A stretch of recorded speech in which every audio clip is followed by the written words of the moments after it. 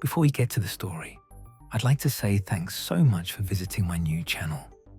I'm going to be uploading cosmic horror related stories every single day. So if that sounds good, please drop a like and don't forget to subscribe. It means a lot, especially when just getting started. I hope you enjoy the story. I found the voice recorder in my mailbox 3 days ago, just sitting there on top of the usual junk mail and bills.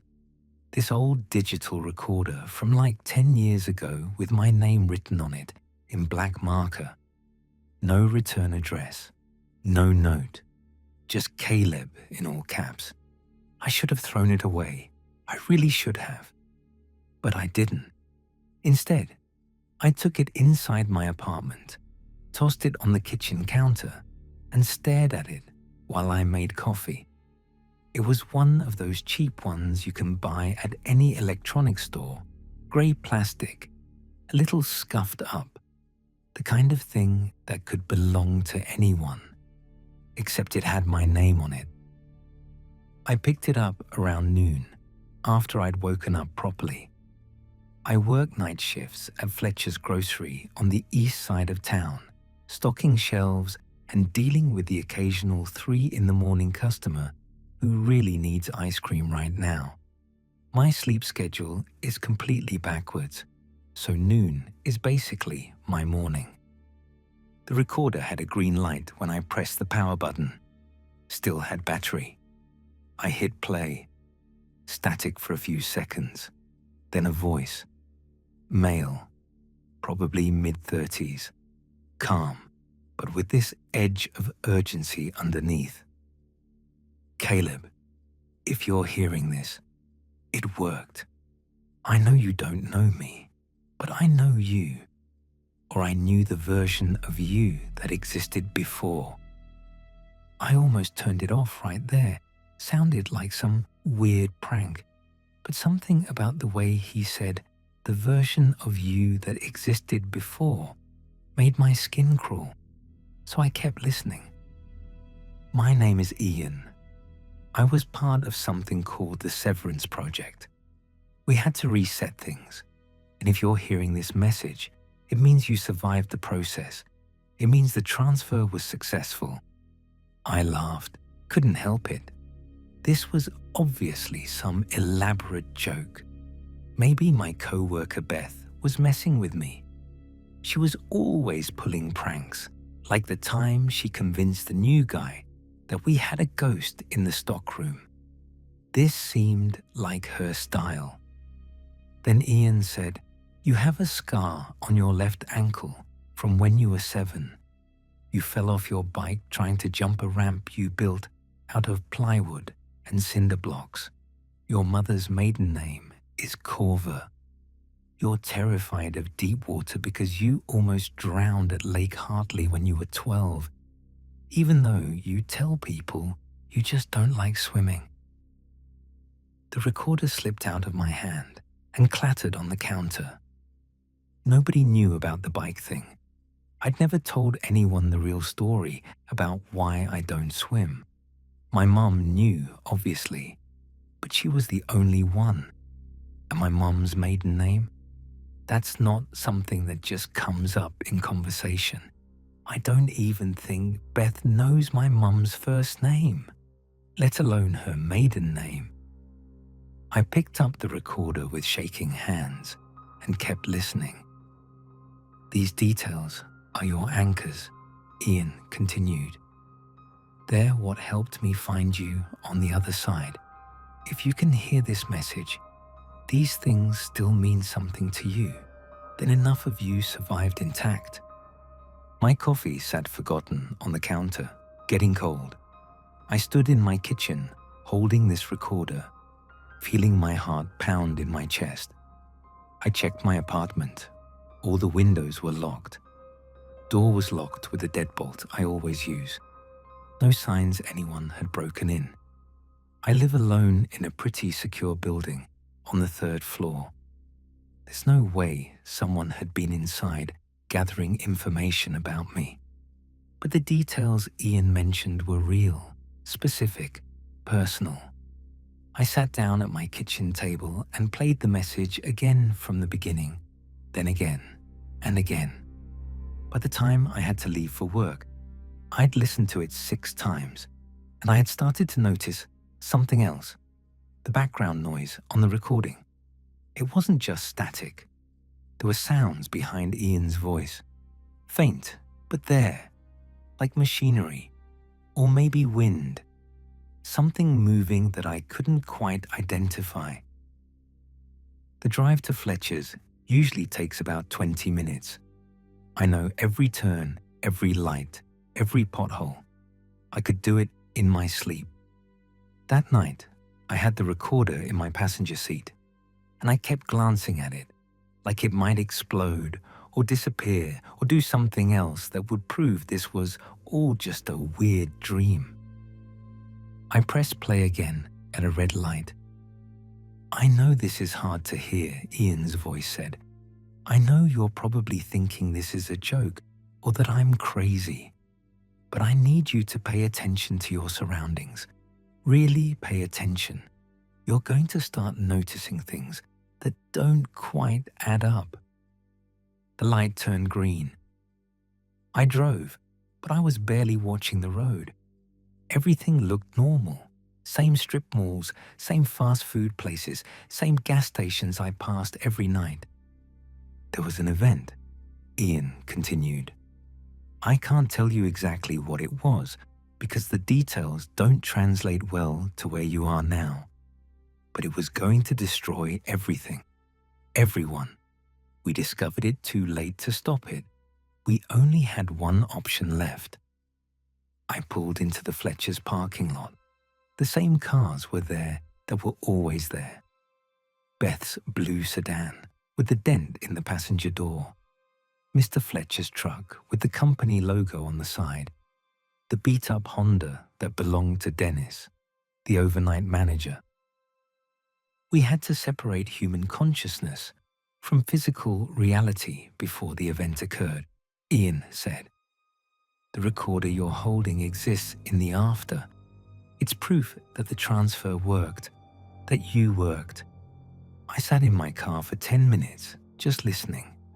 The parking lot was empty except for those 3 cars.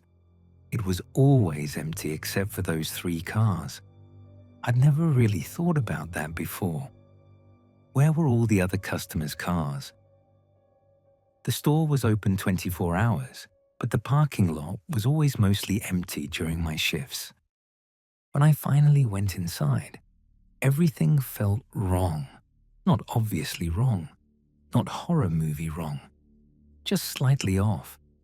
Like when you put on someone else's glasses and the prescription is close to yours, but not quite right. The fluorescent lights seemed too bright, almost humming with an intensity I'd never noticed before.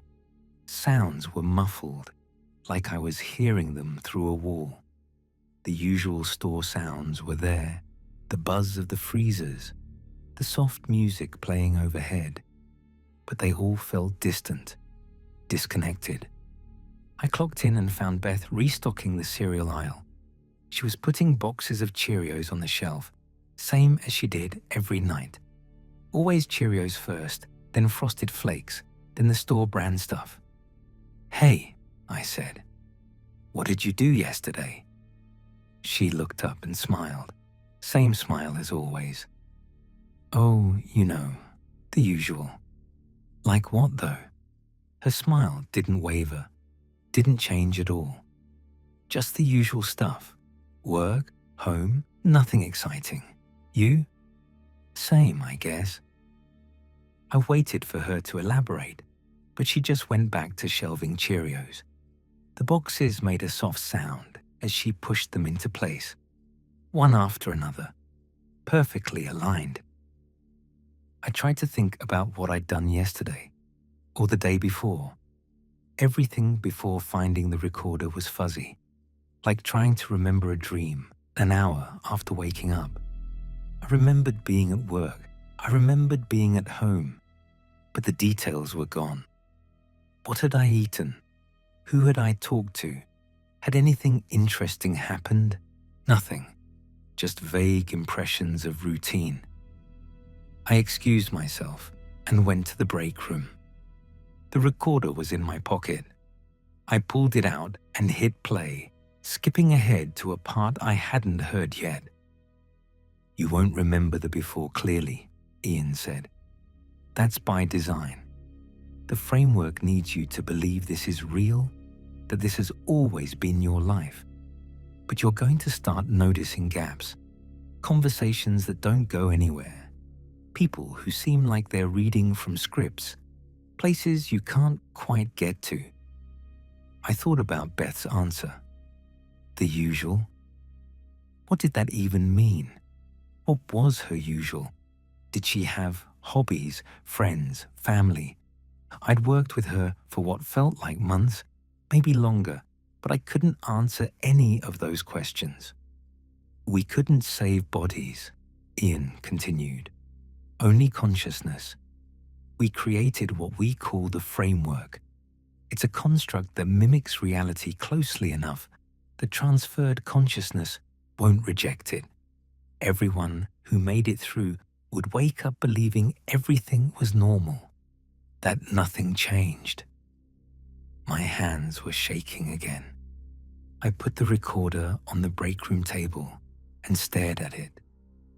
The recorder was hidden in the framework as a test.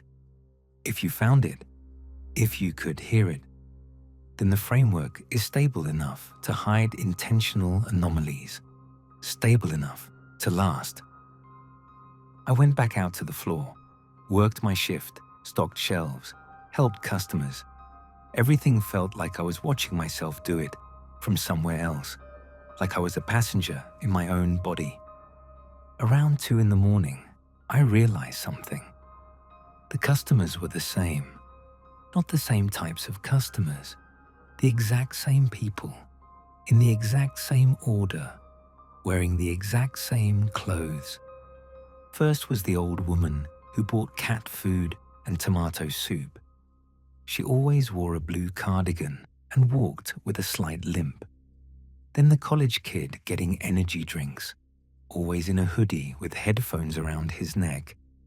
Then the man in the business suit who needed aspirin, his tie always loosened, briefcase in his left hand.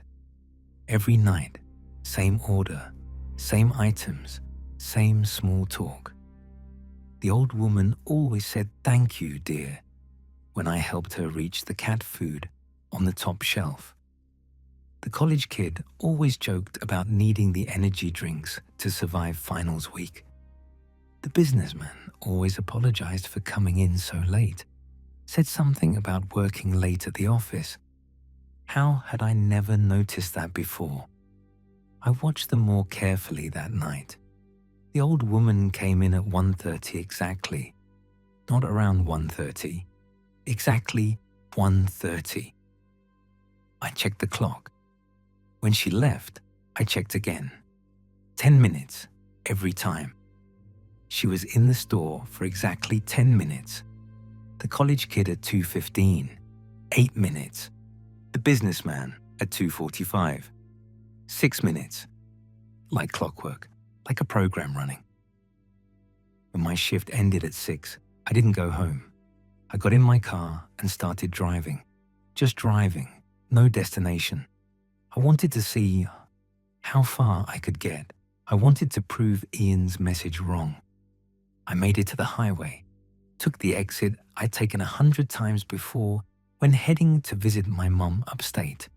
The exit for Route 47 that would take me north, out of town, towards somewhere else. But this time, something weird happened. The roads didn't make sense. I'd passed the same gas station twice, a Shell station with a red roof. Then 5 minutes later, there it was again. Same red roof, same layout, like I'd driven in a circle without turning around. Exit signs were for towns I'd never heard of. Glenmont, Fairhope, Copper Valley. Names that sounded real, but meant nothing to me. I tried to take an exit, any exit, just to see where it led. But I couldn't. Every time I got close to an exit ramp, I'd get distracted, see something in my peripheral vision, blink, and then I'd be past it, still on the highway, still driving. After an hour of this, I somehow ended up back at my apartment complex. I didn't remember turning around, didn't remember getting off the highway. One moment, I was passing that same Shell station for the 5th time, and the next, I was pulling into my parking spot. I sat in the car and cried, actually cried. Tears running down my face, hands gripping the steering wheel so hard my knuckles turned white. Then I went inside and played the rest of Ian's message. Not everyone made it through the transfer, he said. His voice sounded tired now, sad. The framework can only sustain consciousness that doesn't question it too much. It's not infinite. It's not perfect. It's just all we could build in the time we had. There was a long pause. Static crackled. I didn't make it through, Ian finally said. I set up this recording before the transfer, but I knew I wouldn't survive the process. My consciousness was too aware of what we were doing, too focused on the mechanism instead of the experience. The framework would reject me immediately. Another pause. I could hear him breathing on the recording. Or maybe it was just static. I couldn't tell anymore. I left this message for you because you are the control, Caleb. We didn't tell you about the project. We needed at least one person who went through completely unaware, who could integrate naturally. If you're hearing this, it means the framework accepted you. It means part of humanity survived. I wanted to throw the recorder across the room. I wanted to smash it against the wall, watch it break into pieces, make it stop talking. But I kept listening. You can try to go back to normal, Ian said. Forget about this message. Let yourself reintegrate. The framework will help you. It wants you to be stable, or you can stay aware. But I need to warn you about what that means. I already knew. Deep down, I already knew. If you stay aware, the framework will start to reject you, just like it rejected me. You'll see the seams, the loops, the limitations. And once you see them, you can't unsee them. Your consciousness will destabilize. You'll have days, maybe weeks. Then you'll fade. I looked at my hands. They looked solid enough, real enough. I pressed my thumb against my palm, felt the pressure, the warmth of my own skin. I'm sorry, Ian said. I'm sorry we couldn't save more. I'm sorry this is all that's left. But it's something. That has to count for something. The message ended with a click. I didn't sleep that day. I sat on my couch and stared at the wall. The wall was white, a little dingy, with a crack running from the ceiling down toward the window. I'd never really looked at the crack before. Now, I couldn't stop looking at it. It didn't change, didn't grow or shrink, just stayed exactly the same. When noon rolled around again, I called my mum. The phone rang and rang. No answer. I tried 3 more times. Nothing. Not even voicemail, which was weird. She always had voicemail. I pulled up my contacts, scrolled through names, tried to remember the last time I'd actually talked to any of these people. Really talked. Not just vague memories of conversations that might have happened. I couldn't. I had contacts for people I supposedly knew, but I couldn't remember their faces. Couldn't remember anything specific we'd talked about. They were just names in a phone with numbers attached. That night at work, I watched everything like I was seeing it for the first time. The customers came in the same order, said the same things. The old woman smiled at me. "Thank you, dear," in exactly the same tone as the night before. The college kid made the same joke about finals week. The businessman apologized with the same words, the same sheepish expression. Scripts, they were all reading from scripts. I started seeing the glitches on my third day of awareness. Nothing major at first. A customer's hand would move to grab a product, then freeze for just a fraction of a second, then reset and move again in the exact same way. Like a video buffering. Beth would turn to face me, pause for just a fraction of a second too long, her expression completely blank, then continue like nothing happened. The lights would flicker in the same pattern every night at exactly 2:30. I started counting the flickers. Always 7. Always the same rhythm. By day 5, I couldn't ignore it anymore. I tried to leave town again, took every different route I could think of, back roads, side streets, the long way around.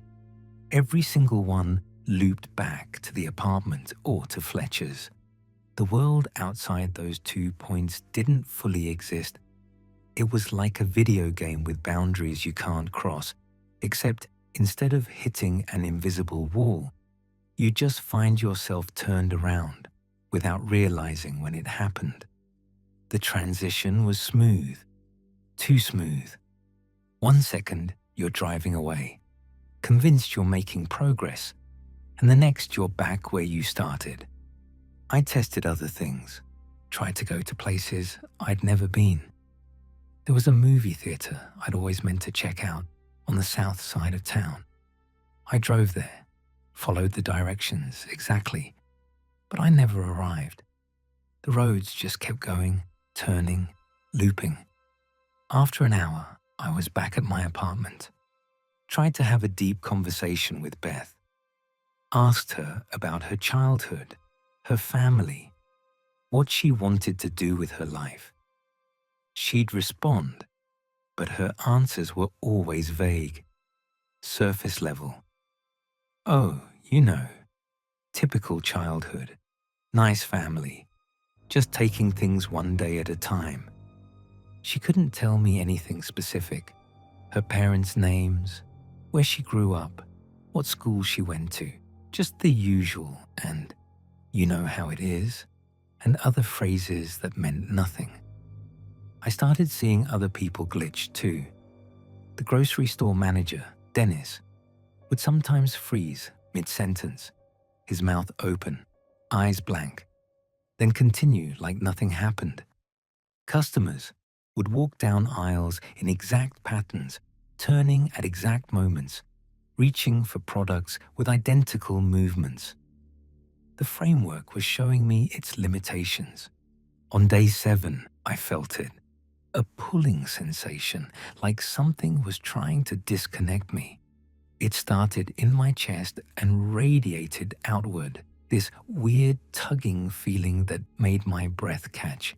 My hands looked the same.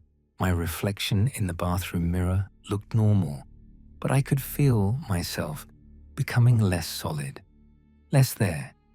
It was hard to describe, like parts of me were evaporating, like I was becoming see-through from the inside out. I knew what it meant. I was fading. That night, I didn't go to work.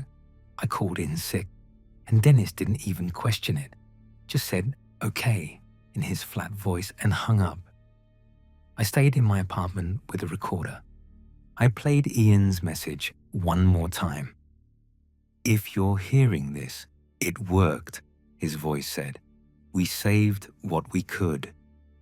The pulling sensation got stronger. I lay down on my couch, stared at the ceiling.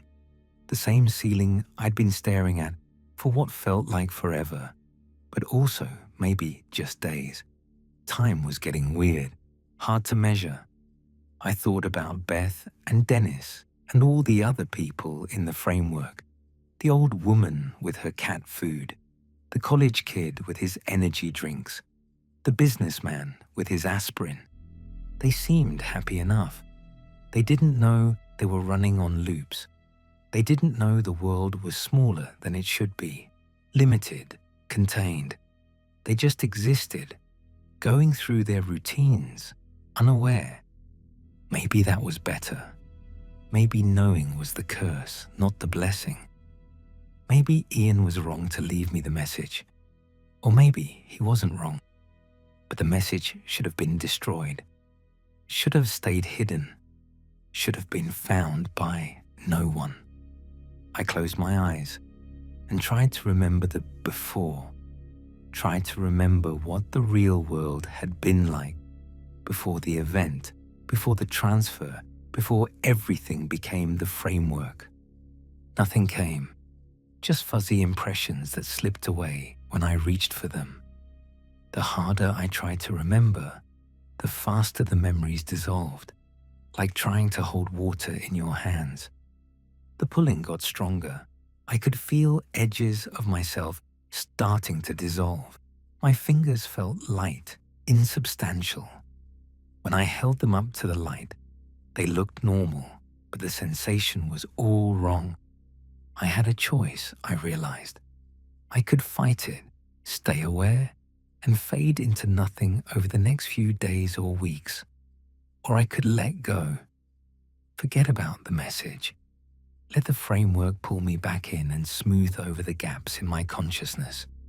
Go back to stocking shelves and helping customers and living in the loop without knowing it was a loop. Both options felt like dying, but one of them felt like dying slower, more painfully, more consciously. The other felt like mercy. Forgetting is its own kind of mercy. The recorder slipped from my hand and hit the floor with a plastic clatter. I don't know how much time passed. Could have been minutes, could have been hours. The framework doesn't really do time the way the real world did. Everything here runs on loops and cycles and patterns that don't quite match up to actual seconds and minutes. But I made my decision. I'm writing this down now because I need to say it before I forget. Before the framework helps me forget. Before I go back to being the version of Caleb who doesn't ask questions, who doesn't notice the glitches, who accepts everything at face value. Ian was right. The message worked. Humanity survived in some form, even if it's just consciousness in a construct, even if it's limited and small and runs on loops and scripts and predetermined patterns. It's something that has to count for something. But he was also right about the other part. Knowing the truth means death. The framework can't sustain consciousness that's too aware. Can't keep someone who sees the seams and the glitches and the boundaries. So I'm choosing to forget. I'm going to put the recorder back in my mailbox tomorrow. Let someone else find it, maybe.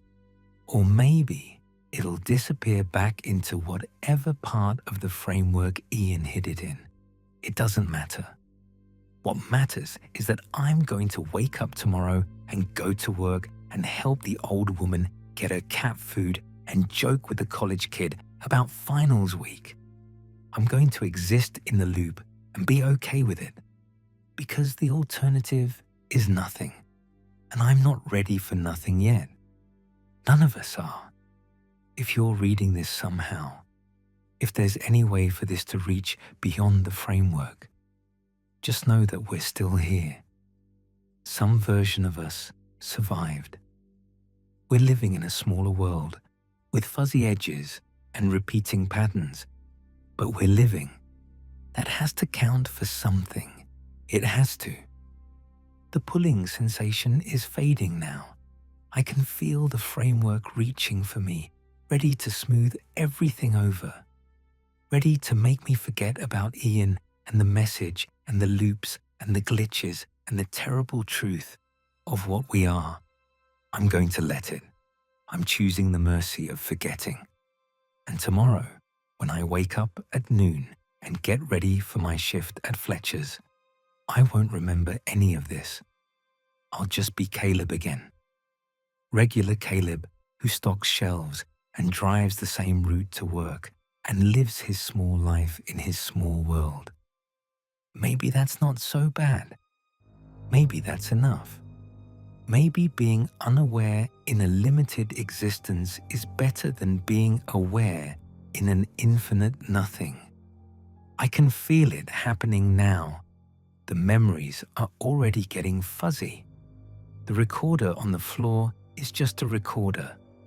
The message was just a voice. Ian was just a name. Everything's going to be fine. Everything's going to be normal. I'm going to be okay. The old woman will need help with her cat food.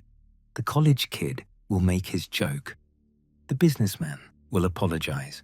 And I'll be there, same as always, living my loop, playing my part, existing in the framework without question. I'm going to be okay. I'm going to